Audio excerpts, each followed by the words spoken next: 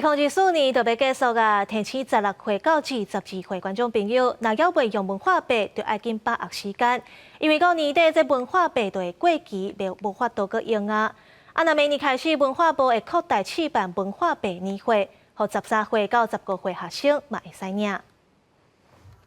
册店头家洪派伫当咧整理册柜，伊原本是出版社的编辑，后来因为对台湾文学、台语文书写真有热情，开始经营册店。头家讲，伊观察落来发现，其实有真侪学生想要学台语，会专工摕文化币来买台文册。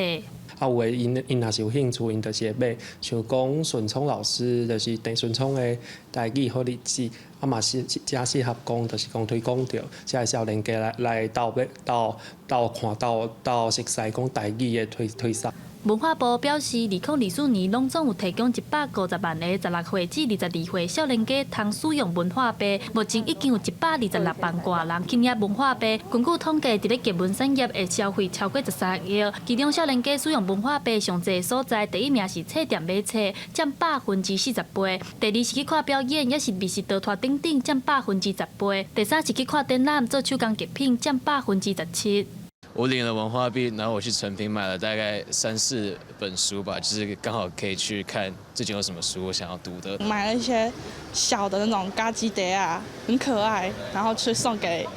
一些国外的朋友。